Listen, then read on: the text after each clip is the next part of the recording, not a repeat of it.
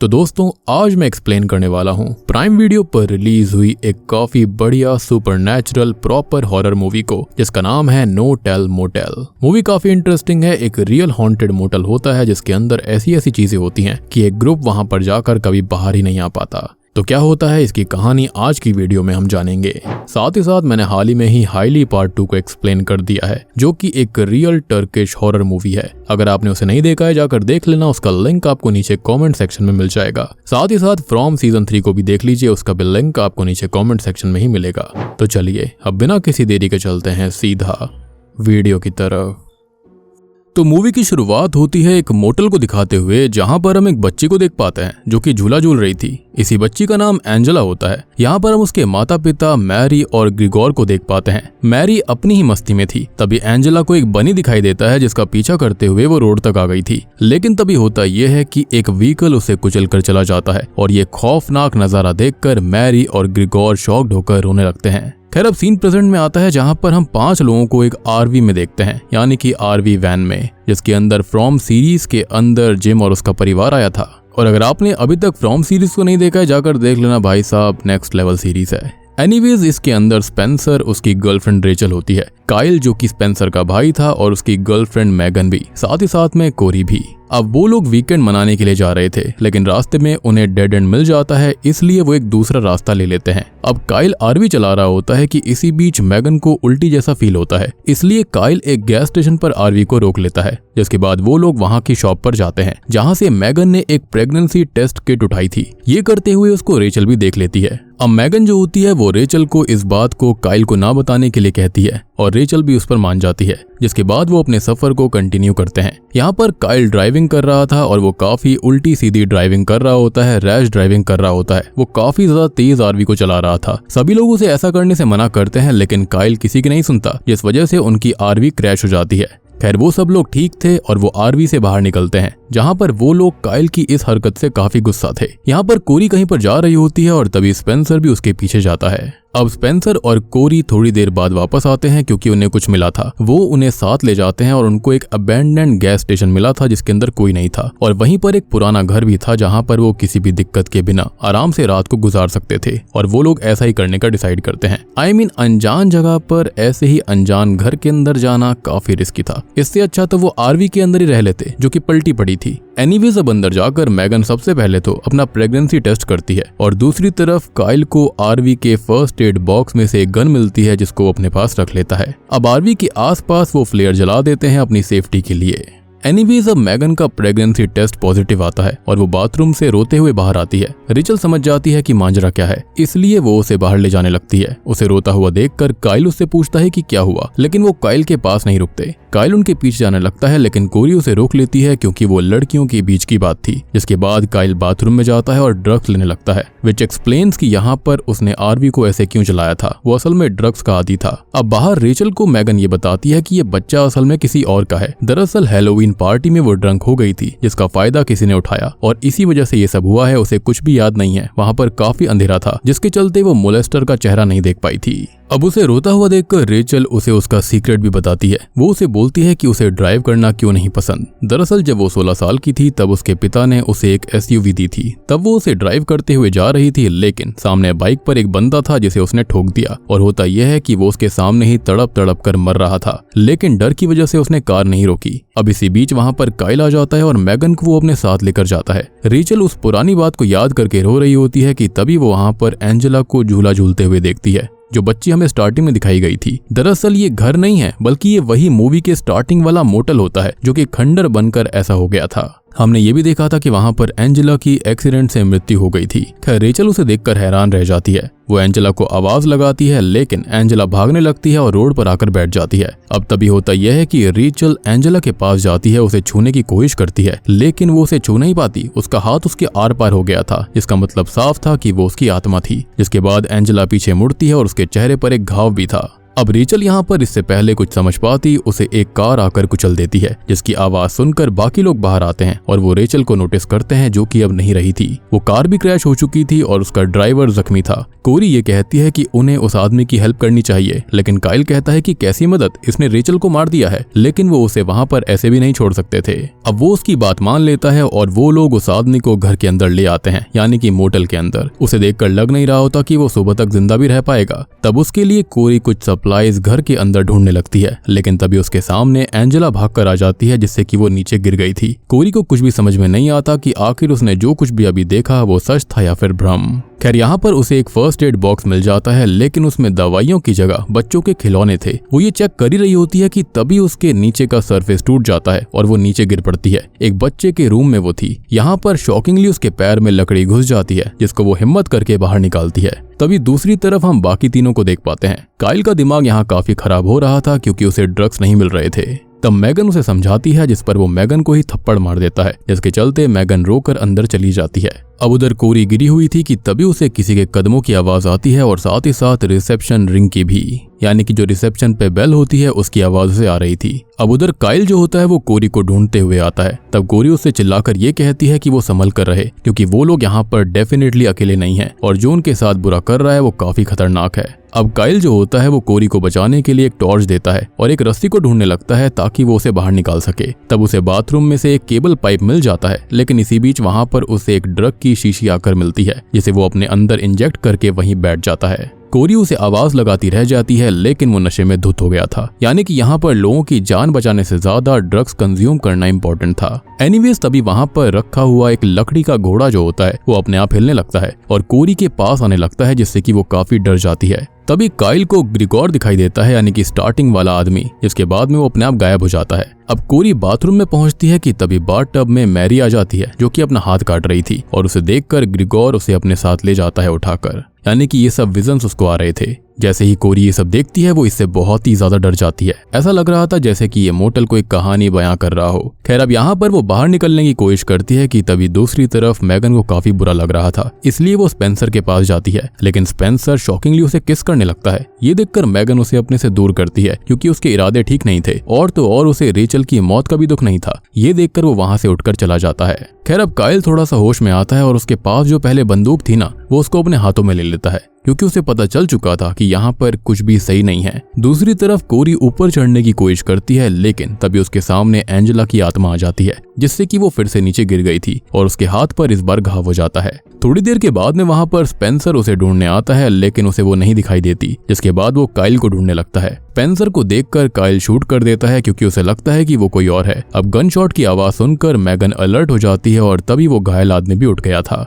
तभी Kyle Spencer को बताता है कि उसने एक आदमी को देखा था जो कि उनसे लंबा था। स्पेंसर समझ जाता है कि काइल ने ड्रग्स लिए हैं, जिसकी वजह से उसे ऐसा हो रहा था, और इसलिए वो उसकी बात पर ध्यान नहीं देता। लेकिन हम जानते हैं कि काइल ने किसी को देखा था। अब काइल उसे कहता है कि इस बारे में वो मैगन को ना बताए, यानी कि ऑब्वियसली इस नशे के बारे में। अब स्पेंसर उससे कोरी के बारे में पूछता है तो बताता है कि कोरी नीचे गड्ढे में है। ये सुनकर स्पेंसर उसे चेक करता है, लेकिन उसके लिए उन्हें नीचे जाना था, इसलिए वो लोग नीचे लैडर ढूंढने लगते हैं, यानी कि सीढ़ी को। दूसरी तरफ अब वो आदमी उठकर बैठा हुआ होता है, जो कि सोच में पड़ जाता है कि वो है कहाँ। अब मैगन उसे बताती है कि वो लोग उसे यहाँ लेकर आए हैं और उसे पीकर गाड़ी नहीं चलानी चाहिए थी, जिस पर वो ये कहता है कि ये गंदी लत उससे छूटती ही नहीं है। वो आदमी अपना नाम मैथ्यू बताता है। वो उससे ये पूछता है कि यहाँ पर सब कुछ ठीक तो है, जिस पर वो ये बताती है कि उसने उनकी फ्रेंड को कुचलकर मार दिया, और ये सुनते ही मैथ्यू को काफी बुरा लगता है। लेकिन स्टिल मैगन ये कहती है कि आज रात वो उन सब के साथ यहाँ पर रुक सकता है। अब मैथ्यू ये पूछता है कि वो लोग है कहाँ। तब वो उसे उस मोटल का पेपर दिखाती है, और ये देखकर मैथ्यू पैनिक करने लगता है। तभी हम स्पेंसर और काइल को देखते हैं, जिन्हें बाहर की तरफ एक बंकर मिलता है, जिसको खोलने के लिए काइल गन का इस्तेमाल कर देता है। अब गन शॉट की आवाज सुनकर मैगन बाहर जाने लगती है कि तभी मैथ्यू उसे रोक लेता है और यहाँ की सच्चाई बताता है। वो बताता है कि वो यहीं आसपास पला बड़ा था। असल में यहाँ के ओनर्स की बेटी एंजेला की मौत हो गई थी एक कार एक्सीडेंट के दौरान, जिसके बाद उसके माता पिता मैरी और ग्रिगोर पागल हो गए थे। मैरी ने अपने आप को मारने की कोशिश करी थी, उसने अपनी कलाई काट ली थी, और यही सीन हमको दिखाया भी गया था उनकी आत्माओं के रूप में कि आखिर उनके साथ क्या हुआ था। और जैसा हमने देखा था उस वक्त ग्रिगोर ने उसको बचा लिया था, क्योंकि सबसे बड़ी बात ये थी कि मैरी की मौत और भी खतरनाक तरह से हुई थी। इधर काइल और स्पेंसर उस बंकर के अंदर जाते हैं जहाँ पर स्पेंसर एक रूम में जाता है जहाँ का दरवाजा अपने आप बंद हो गया था और वो नहीं खुलता। स्पेंसर काइल की हेल्प लेने लगता है, लेकिन तभी काइल के पास एक और ड्रग की शीशी आती है। अब वो उस ड्रग की शीशी की तरफ जाने लगता है और स्पेंसर उसको चिल्लाता रहता है, लेकिन काइल उसकी बात नहीं सुनता। वो बहुत ही ज्यादा एडिक्टेड था। इधर अब दूसरी तरफ मैथ्यू मैगन को पूरी बात बोलता है, जहां वो ये बताता है कि मैरी ने खुद को खत्म करने की कोशिश के बाद में ग्रिगोर ने उसे जाकर बंकर में कैद कर दिया ताकि वो दोबारा ऐसा ना कर पाए। ग्रिगोर किसी भी हालत में मैरी को खोना नहीं चाहता था। मैरी उससे भीख मांगती है कि उसे उसकी बेटी के पास वो जाने दे, लेकिन ग्रिगोर उसे वहीं बांध कर रखता और खाना खिलाता ताकि वो जिंदा रहे। और ये सब जो वो बता रहा था, वहीं काइल अपनी आंखों से ये सब देख रहा होता है। ग्रिगोर वहां से चला जाता है, जिसके बाद काइल वहां से ड्रग्स लेता है और यहाँ काइल को एंजेला दिखाई देती है ऊपर जाती हुई, तो वो उसका पीछा करने लगता है। अब कहानी सुनाते हुए मैथ्यू बेहोश हो गया था और दूसरी तरफ काइल के सामने एंजेला दरवाजे के आर पार होकर चली जाती है। काइल भी उसके पीछे जाता है, लेकिन वो गायब हो गई थी। वहां पर सिर्फ मैगन और मैथ्यू थे। मैगन उसे बताती है कि मैथ्यू बेहोश हो चुका है फिर से, लेकिन काइल उसकी बात सुने बिना ही बाथरूम में चला जाता है ड्रग्स को लेने के लिए।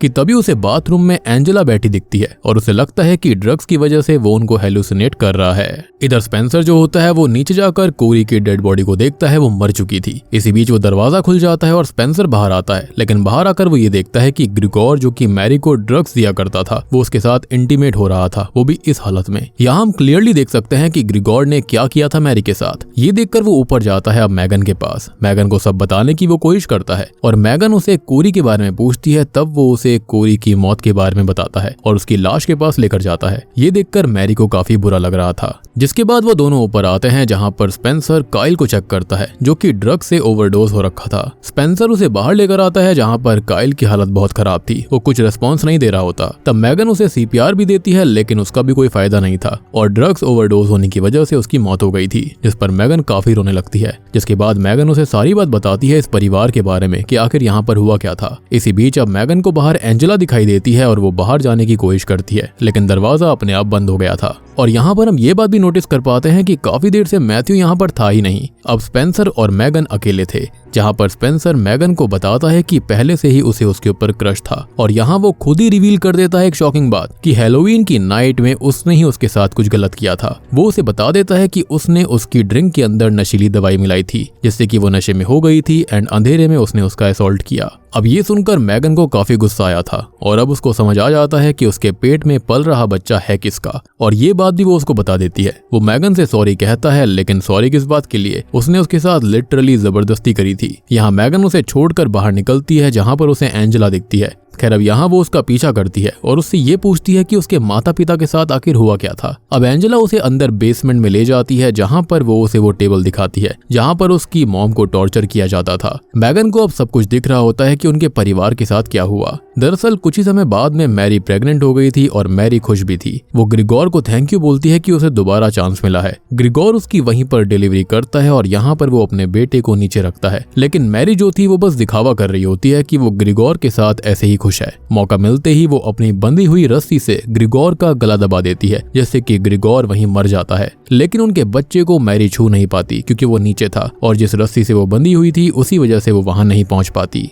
और यहाँ पर होता यह है कि इस तरह से उसका बच्चा वहीं तड़पता रहता है और वो ये देखकर रोती है। अब तभी ऊपर शॉकिंगली मैथ्यू जो होता है वो स्पेंसर को बेहोश करके नीचे आता है। मैगन मैथ्यू को बताने लगती है कि वो कैसे मरे थे और यहाँ पर मैथ्यू उसे गले लगाता है और कहता है कि उसकी कंडीशन ठीक नहीं है, उसे आराम करना चाहिए। यहाँ पर मैगन को तभी उसके ऊपर शक होता है कि ये कोई गड़बड़ वाली बात है, क्योंकि उसने तो उसे कुछ बताया ही नहीं था। असल में वो उनकी छुपकर बातें सुन रहा था और ये जानकर वो वहां से भागने लगती है, लेकिन मैथ्यू उसे पकड़कर उसी टेबल पर बांध देता है और यहीं पर एंजेला की आत्मा भी थी। अब तभी मैथ्यू उसे बताता है कि जो उस कपल का बच्चा था उसे दरअसल एंजेला की स्पिरिट ने बचा लिया था, जो कि उसका ही भाई है, और उस बच्चे को उठाकर वो बाहर छोड़ आई थी जहाँ पर उसे किसी ने बचा लिया। और वो बच्चा शॉकिंगली कोई और नहीं बल्कि मैथ्यू खुद है। जी हाँ, यहाँ पर मैथ्यू उसे ये बताता है कि ये सब उसने जानबूझकर किया, मतलब रेचल को कुचलना और ये सब कुछ। अब तभी मैथ्यू ये चाहता था कि मैगन एंजेला की नई माँ बने और जो बच्चा मैगन का होगा वो एंजेला का ही भाई बहन होगा। यहाँ पर मैगन काफी स्ट्रगल करती है खुद को छुड़वाने के लिए, लेकिन इसी बीच मैगन का मिसकैरेज हो जाता है चोट लगने की वजह से। तब मैथ्यू कहता है कि कोई नहीं, वो एक और बच्चा कर लेंगे। तो यहाँ पर मैथ्यू को शुरुआत से ये बात पता नहीं थी कि मैगन प्रेग्नेंट है। उसका मकसद तो उसे निशाना बनाकर अपने साथ रखना था, और अगर मैगन प्रेग्नेंट ना भी होती तो वो उसके साथ जबरदस्ती ही करने वाला था। अब यहाँ पर वो उसके साथ वही सेम चीज कर रहा होता है जो कि कभी उसके पिता ने उसकी माँ के साथ किया था, लेकिन तभी स्पेंसर होश में आकर उसे रोकता है। वो मैगन को आजाद करने लगता है, लेकिन मैथ्यू उसे रोक लेता है और यहाँ पर स्ट्रगल करते हुए स्पेंसर को बेहोश करके वो मैगन के साथ जबरदस्ती करता है, और यहाँ मैथ्यू को मैगन स्टैब कर देती है, जिससे कि वो वहीं मारा जाता है। और एंजेला की तरफ देखकर वो उससे माफी मांगती है, लेकिन वो करती भी क्या। जिसके बाद सीन चेंज होता है और स्पेंसर की आंख खुलती है और वो अपने आप को उसी टेबल पर बंधा पाता है, और इसको बांधने वाला कोई और नहीं बल्कि मैगन थी। अब यहाँ पर स्पेंसर उससे माफी मांगता है उसने जो भी उसके साथ किया उन सब चीजों के लिए, लेकिन मैगन उसकी एक नहीं सुनती और बाहर रोड पर आ जाती है, जिसके बाद एक व्हीकल आकर उसे कुचलकर निकल जाता है। तो यहाँ पर असल में एंजेला ने मैगन को पजेस कर लिया था और उसने उसे मारा, क्योंकि एंजेला ने उसके भाई को जान से मारा था, और देखा जाए तो मैथ्यू उसका छोटा भाई भी था, इसलिए एंजेला ने उसे इसी तरह से सजा दे दी। और बाकी बात रही स्पेंसर के बारे में, तो यहाँ पर वो बंदा बंदा खुद ही मारा जाएगा, या फिर एंजेला उसे खुद ही खत्म कर देगी आराम से। और बूम, इसी के साथ में नो टेल मोटेल फिल्म की कहानी यहीं पर खत्म हो जाती है।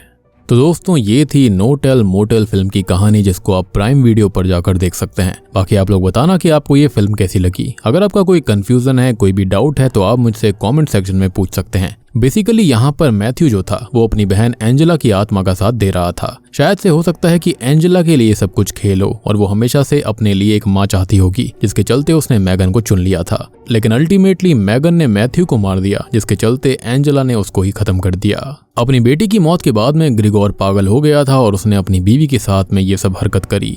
तो उम्मीद करता हूँ कि आपको ये वीडियो पसंद आई होगी। पसंद आई है तो वीडियो को लाइक कर देना, चैनल के ऊपर नए हैं तो सब्सक्राइब कर लीजिए, और अगर आपने अभी तक हाईली पार्ट 2 को नहीं देखा है टर्किश रियल हॉरर स्टोरी को, तो उसको जाकर देख लीजिए। उसका लिंक आपको नीचे कमेंट सेक्शन में टॉप पर मिल जाएगा। काफी बेहतरीन मूवी है। तो मैं आप सबको मिलता हूँ अगली वीडियो के साथ में, तब तक के लिए